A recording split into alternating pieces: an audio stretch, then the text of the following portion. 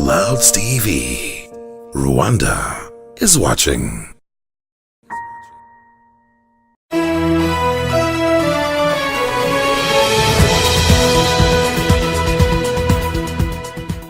Mu gihe umubare w'urubyiruko ukomeje kwiyongera, hari nako n'urubyiruko rurangiza amashuri makuru na za kaminuza nawo ugenda uzamuka ugereranyije n'imyaka yashize. Minisitiri w'urubyiruko n'ikoranabuhanga yagiranye ibiganiro n'abanyeshuri biga muri kaminuza yigenga ya IERK mu rwego rwo kubereka amahirwe bafite ashobora gutuma bihangira imirimo aho gutegereza akazi ka leta. Jean Philbert Nsengimana, Minisitiri w'urubyiruko n'ikoranabuhanga, yavuze ko urubyiruko hari mu basirikari bagomba kurwana urugamba rwo kwibohora ingoyi y'ubukene. Ikiganiro no kugira ngo dukangurire urubyiruko kumva yuko ari bo nabyita abasirikare cyangwa se ingabo zirwana ku rugamba igihugu cyacu kirimo rwo kwiteza imbere, rwo kwigira. Twabasobanuye yuko urugamba rurwanya politiki mbi, rurwanya amacakubiri, ruhora abanyarwanda, rucyura abanyarwanda bari barahejejwe mu mahanga, urwo twarutsinze, ariko urwo tukiriho kandi buri wese afitemo uruhare ni urugamba rwo kwibohora ingoyi y'ubukene, ubujiji, ni urugamba rwo kwigira nk'igihugu cyacu. Buri wese rakumva ko ari ingabo irwanira igihugu, kandi ko urwo rugamba kurutsinda nuko buri wese arutsinda mu buzima bwe, akigira, akabona amahirwe amwegereye, akagira ubumenyi bwo kubabyaza umusaruro, akagira kwishakira ibisubizo, creativity, akagira imyumvire myiza isobanutse. Tubizeza yuko ubufasha, inkunga izakenerwa mu bijyanye n'igishoro n'ibindi. Banki zirahari, ariko na leta irahari muri gahunda zitandukanye, ntawe tuzatererana. Ikindi tunabwira yuko n'urugamba rwa politiki narwo ruhoraho, niyo mpamvu nabakanguriye kujya kuri Twitter kugira ngo batange ibitekerezo, batange amakuru, babone amahirwe, kandi tunacecekeshe abagenda bavuga igihugu cyacu nabi, bakwirakwiza ibinyoma n'ibihuha bigamije kuduca intege mu rugamba rwacu turimo rwo kwiteza imbere.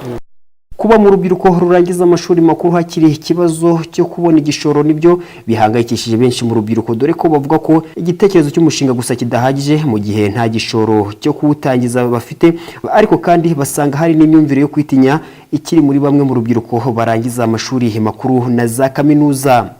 Nyine ni polisi leta yafashe kwigisha urubyiruko muri rusange, ariko byumvikane neza ko kugira ngo iyo polisi ize nuko hari hamaze kugaragara ko hari ikibazo cy'umurimo udahagije.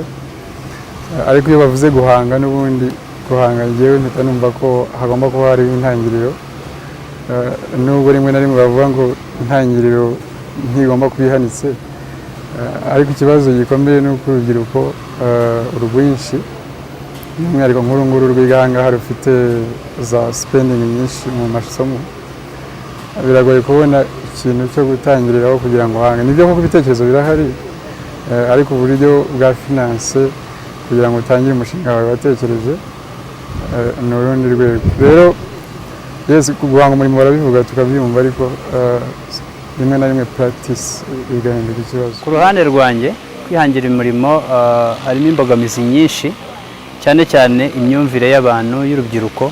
Abenshi turacyasinziriye, ariko urebye uburyo gahunda ya leta ihagurukira urubyiruko kugira ngo bihangire imirimo, ni kimwe mu bintu birimo gushapeninga, nabyita nko gufungura ibitekerezo by'urubyiruko. So buhoro buhoro uko bagenda bakomeza gufungurura ibitekerezo byacu, niko dukomeza kugenda twaguka tukanihangira n'iyo mirimo. Nubwo hagaragazwa imbogamizi zo kubura igishoro muri bamwe mu rubyiruko, Minisitiri w'urubyiruko n'ikoranabuhanga yemeza ko urubyiruko rutaragira umuco wo gukorana n'amabanki nk'uko abandi batinyuka babigenza, kandi bakagera ku nzozi zabo.